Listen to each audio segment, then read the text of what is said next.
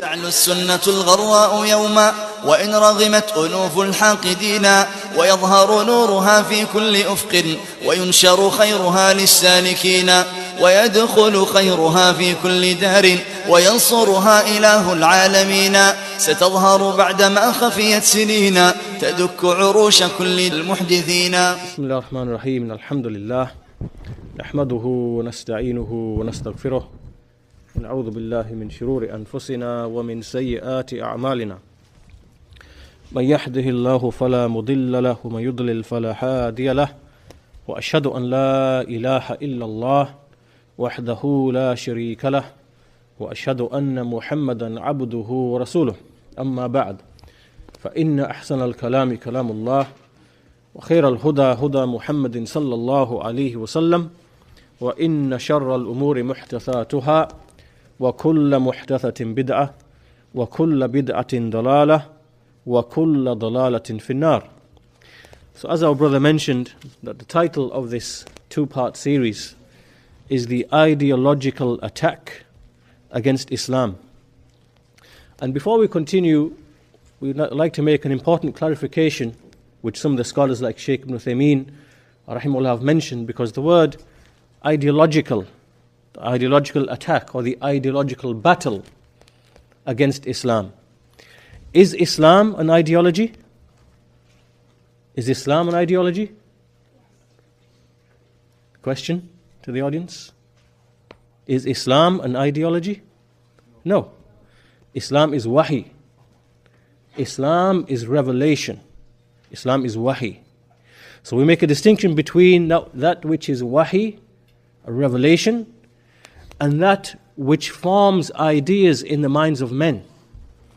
And the ideas in the minds of men, as we shall see inshallah ta'ala in these lectures, sometimes it can be kalam, what we refer to as kalam or ilmul kalam, and we will expand upon that inshallah ta'ala at the right place in the lecture.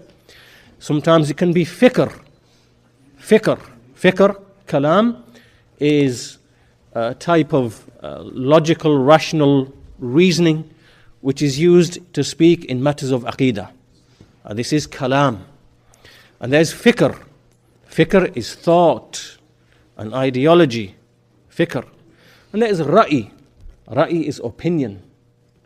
All of these things contrast with wahi, which is revelation, which Allah has sent down.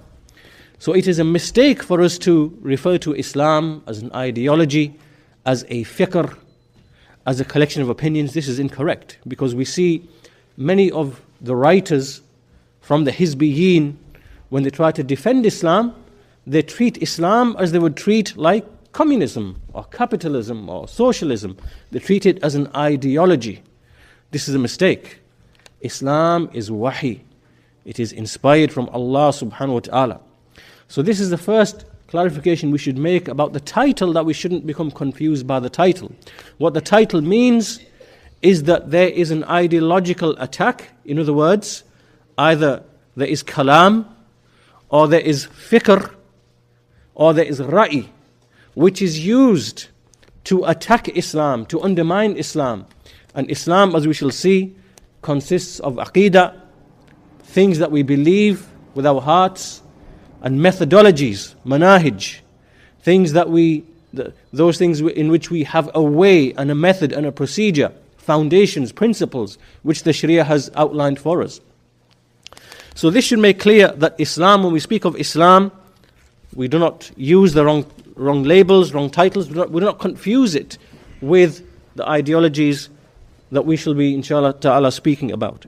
So what is the purpose of this talk? The purpose of this talk is that, as you should be aware, that especially in our times, and we mean in the previous 10 years, so in our times, in the previous 10 years, from roughly the year 2000 to the year 2010 to our time now, we have seen that there has been a great attack against Salafiyyah, an attack against its foundations, an attack against its principles, an attack against its scholars.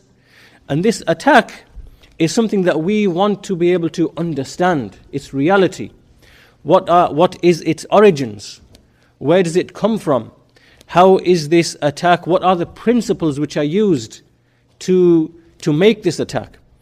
So what I've decided to do is, in these 2 lectures, inshallah ta'ala, my talk will be divided into 4 sections in order to help us to understand this topic and to expand upon this topic. My talk will be divided into 4 sections.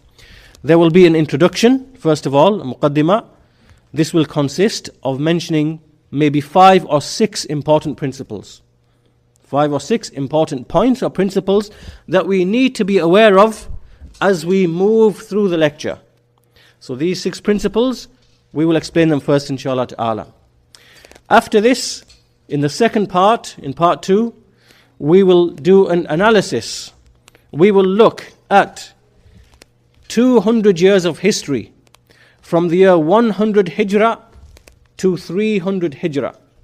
And the reason and the purpose for doing this analysis is because it will allow us to completely appreciate, we will appreciate completely the fitna that we are facing in the 20th century.